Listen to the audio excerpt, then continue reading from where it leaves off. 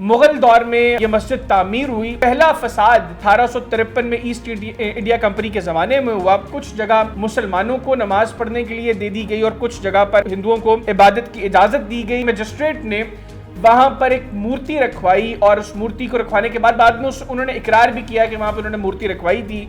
और उसके बाद जब वो मूर्ति सामने आई तो एज पर प्लान वहां पर शोर मच गया कि राम तो यहीं पैदा हुए थे। फिर बीजेपी और आरएसएस ने हिंदू इंतहा पसंद तंजीमों के साथ मिलकर दिसंबर 1992 में बाबरी मस्जिद को शहीद किया।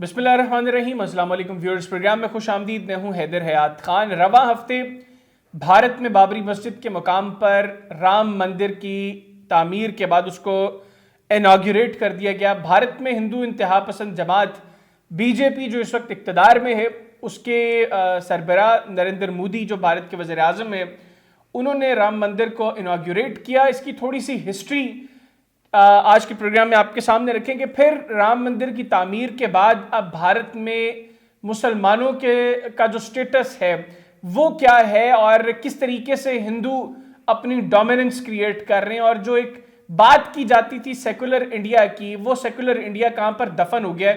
प्रोग्राम में इसको डिस्कस करेंगे और इसके लिए मेरे साथ मौजूद होंगे जस्टिस रिटायर्ड मार्कंडे काटजू साहब। लेकिन पहले एक थोड़ी सी हिस्ट्री आपके सामने रखेंगे। 1528 में मुगल दौर में यह मस्जिद तामीर हुई और पहला फसाद इस मस्जिद को लेकर 1853 में ईस्ट इंडिया कंपनी के ज़माने में हुआ।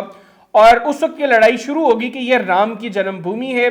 उस फसाद के बाद 1859 में यानी 1859 में अनऑफिशियली इसको इस तरीके से सेटल किया गया कि कुछ जगह मुसलमानों को नमाज पढ़ने के लिए दे दी गई और कुछ जगह पर हिंदुओं को इबादत की इजाज़त दी गई। और ये अरेंजमेंट 1949 यानी भारत की आज़ादी के 2 साल बाद तक यही अरेंजमेंट रहा। और उसके बाद मजिस्ट्रेट ने वहां पर एक मूर्ति रखवाई और उस मूर्ति को रखवाने के बाद में उन्होंने इकरार भी किया कि वहां पर उन्होंने मूर्ति रखवाई थी। और उसके बाद जब वो मूर्ति सामने आई तो एज पर प्लान वहां पर शोर मच गया कि राम तो यहीं पैदा हुए थे। फिर दिसंबर 1949 में ये जो मस्जिद थी इसको सील कर लिया गया और इसका जो सील का स्टेटस था ये 1984 तक जो है वो रहा। 1984 में फिर एक हिंदू इंतहा पसंद तंजीम ने राम की जन्मभूमि की तामीर की तहरीक का आगाज किया और उस वक्त के बीजेपी के जो सरबराह थे LK अडवाणी, उन्होंने भी इस तहरीक को जो है वो पकड़ लिया। बीजेपी ने उसका भरपूर साथ दिया। और उसके बाद 1986 में राजीव गांधी के दौरे हुकूमत में एक ज़िलाई अदालत ने मंदिर जो है वहां पर उसकी पूजा की इजाज़त दे दी गई कुछ हिस्से के अंदर। मुसलमानों ने इसको रेजिस्ट किया और एक कमेटी बना दी गई। फिर 1989 में मस्जिद के पास एक छोटे से मंदिर की बुनियाद रखी गई और यहां से मामला हुआ ज़्यादा ख़राब। फिर बीजेपी और RSS ने हिंदू इंतहा पसंद तंजीमों के साथ मिलकर दिसंबर 1992 में बाबरी मस्जिद को शहीद किया। उन हंगामों में 2000 के करीब लोग जो है वो फौत हुए, ज़्यादातर इनमें मुसलमान थे। और 2002 में फिर वाजपेयी जिस वक्त वज़ीर आज़म थे, उन्होंने प्राइम मिनिस्टर हाउस में एक अयोध्या सेल भी कायम किया।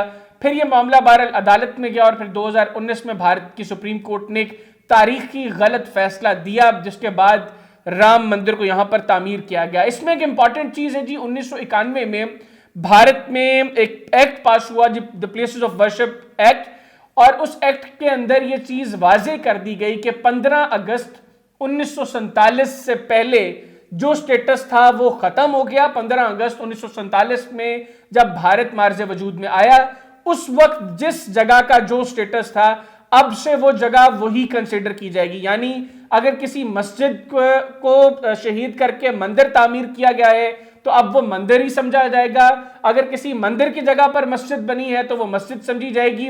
इसी तरह अगर किसी बुद्धिस्ट की जगहों को खत्म करके वहां पर मंदिर तामीर हुआ है तो उसको भी अब मंदिर ही समझा जाएगा। इस एक्ट की भी भरपूर वायलेशन हुई और अब वहां पर जो हालात हैं, जिस तरीके से इसको इनॉग्रेट किया गया और एक पॉलिटिकल स्टेज वहां पर सेट किया गया, उसके बाद अब सिचुएशन क्या है और मुस्तकबिल क्या होगा इसका, इसको डिस्कस करेंगे। जस्टिस मार्कंडे काटजू साहब मेरे साथ मौजूद हैं। जस्टिस साहब बहुत शुक्रिया आपके वक्त का।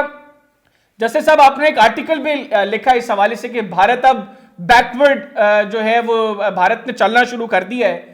क्यों लगा आपको ये कि इस स्पेसिफिक फैसले के बाद भारत ने पीछे का सफर शुरू कर दिया? देखिए, पार्टीशन हुआ था 1947 में और हालांकि पाकिस्तान ने अपने को डिक्लेयर कर दिया एज एन इस्लामिक स्टेट, मगर भारत के कॉन्स्टिट्यूशन में कहा गया कि India will remain a secular state, it will not be a Hindu state. और ये कई साल तक ये चला, मगर